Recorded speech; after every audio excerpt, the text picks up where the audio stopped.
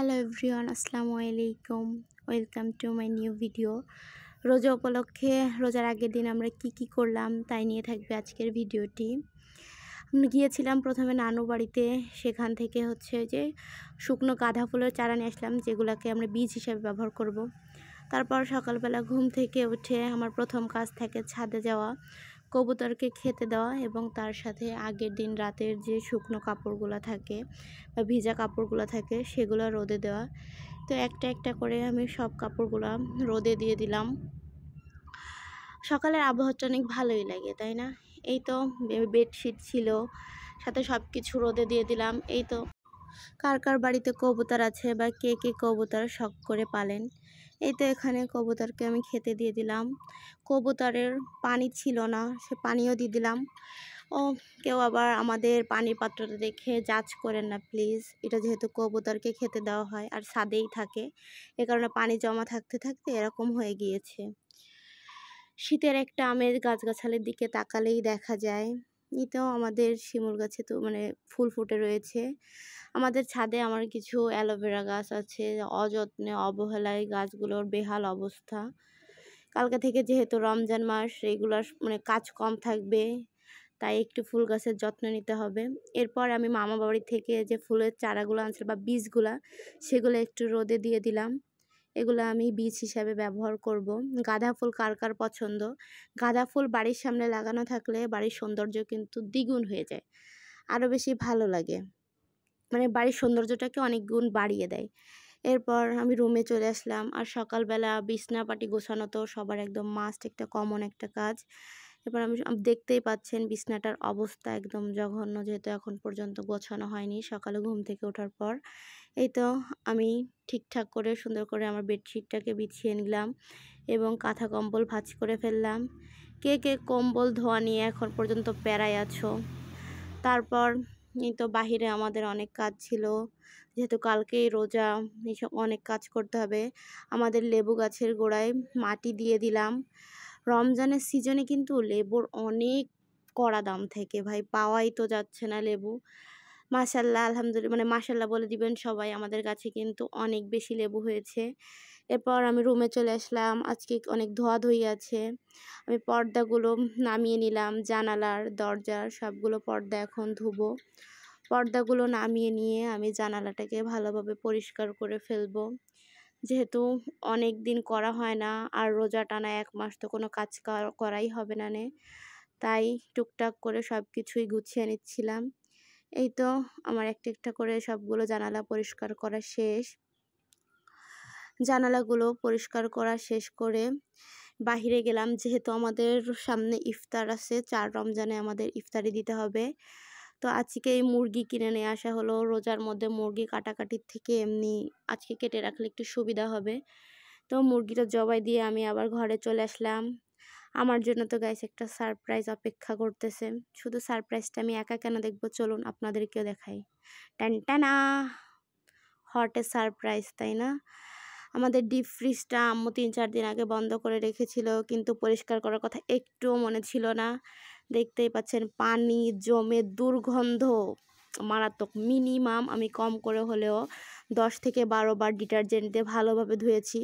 তারপরও কতবার যে ধোয়া লাগছে, তারপরে কি বিচ্ছিরি গন্ধ বের হয়েছে নাকে। আমি রুমাল বেঁধে নিয়ে কাজ করছি, তারপরেও আমি গন্ধে বমি করছি, 2 বার করছি।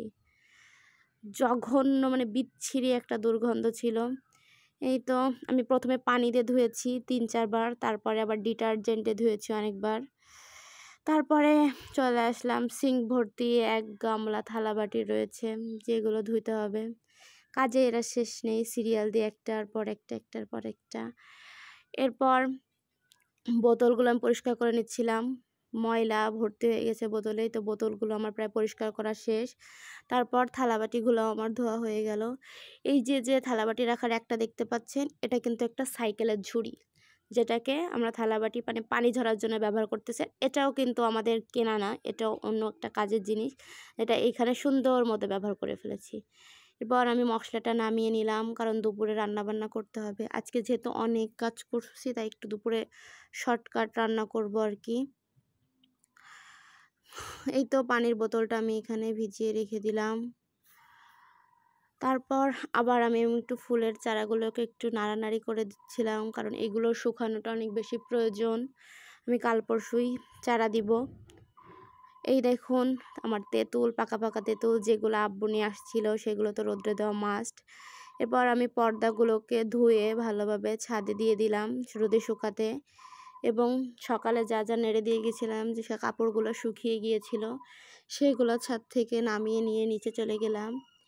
নিচে আসার পরে আমি ঘরটাকে ভালোভাবে ঝাড়ু দিয়ে নিচ্ছিলাম। গতদিন মুছছি, মানে ঘর মোছা শেষ, এই কারণে আজকে আর ঘর মোছার কোনো প্যারা ছিল না। তার জন্য আমি ঘরটাকে ঝাড়ু দিয়ে নিচ্ছিলাম।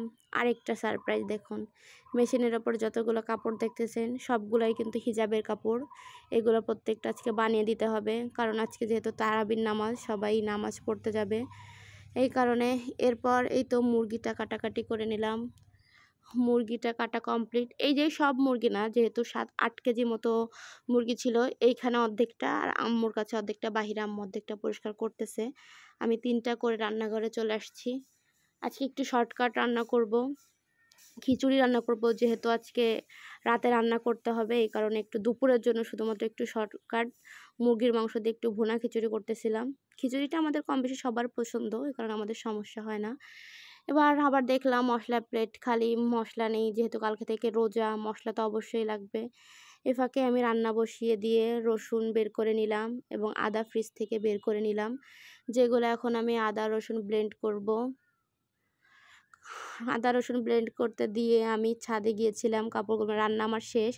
এবার ছাদ থেকে পর্দাগুলো নেড়েছিলাম, সেই পর্দাগুলো নিয়ে আসলাম। নিয়ে আসার পর এই তো উঠানটা ভালোভাবে ঝাড় দিয়ে নিলাম।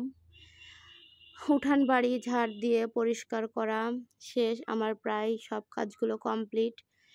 প্রায় কাজ কমপ্লিট, এখনও কাজ শেষ হয় নাই, এখনও অনেক কাজ বাকি। তারপর আমি একটু পর্দাগুলো টানিয়ে নিলাম। পর্দাগুলোই তো আমার টানানো শেষ হয়ে যাওয়ার পরে কম্বলটা আর আমাদের ধোয়া হয় না, ধুবো ধুবো করে কম্বলটা একবারে রোজার পরেই ধুতে হবে। কম্বলগুলো জমিয়ে রাখতেছি। এই একটা কাজই শুধুমাত্র থাকলো, যেটা করা হলো না। বাকি আলহামদুলিল্লাহ সব কাজগুলো আমার গোছানো কমপ্লিট। এরপর আম্মু একটু উঠানটাকে লেপে দিয়েছিল। আমাদের এইদিকে গোবর দিয়ে এভাবে উঠান দেওয়াকে, মানে গোবর উঠানে দেওয়াকে এটাকে লেপা বলে। কার কার ওইদিকে কী বলে কমেন্টে জানাবেন। ধন্যবাদ এত কষ্ট করে আমার ভিডিওটি এ পর্যন্ত দেখার জন্য। সবাই ভালো থাকবেন। আল্লাহ হাফেজ।